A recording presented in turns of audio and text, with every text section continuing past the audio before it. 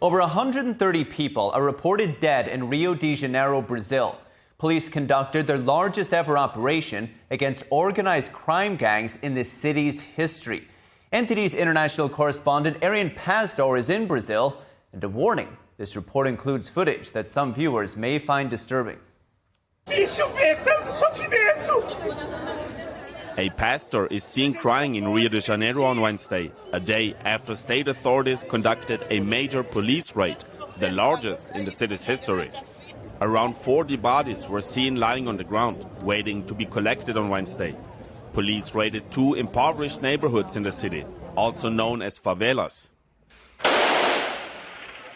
Authorities were targeting one of Brazil's narco-trafficking organizations, called the Red Command, or Comando Vermelho in Portuguese. Gangs in Brazil are in control of almost all favelas in the country. They use the territory to extort residents and sell drugs, weapons, stolen merchandise and more. In the case of Rio de Janeiro, many of the favelas are located in the heart of the city, in some cases less than a mile from some of the country's richest neighborhoods. Police sometimes try to keep the criminals in check by conducting raids in the favelas, targeting the leaders of the gangs.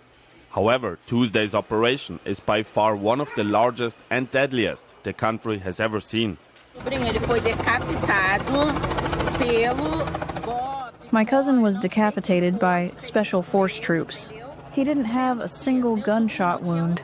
They just tore off his head and left him hanging in the woods.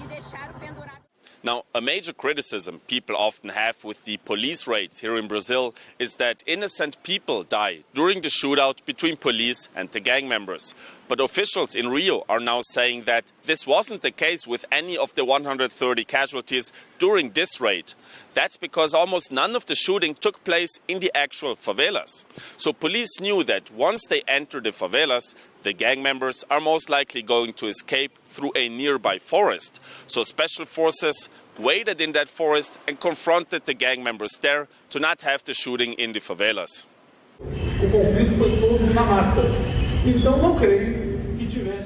It was all in the woods, so I don't believe anyone was just strolling in the woods on a day of conflict. And that's why we can easily classify them. And if there's any error in classification, it's certainly residual, which is insignificant. People outside the favela were affected as well.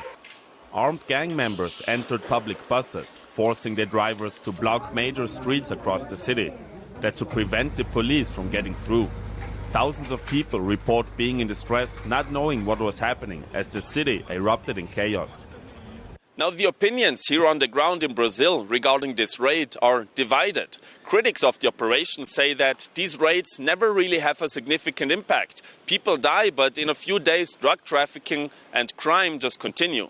Supporters of these operations, on the other hand, say that, of course, police has to do something and try to keep the gangs in check at least a little bit, because if you don't, they will slowly but surely become stronger, possibly even surpassing the power of the local government.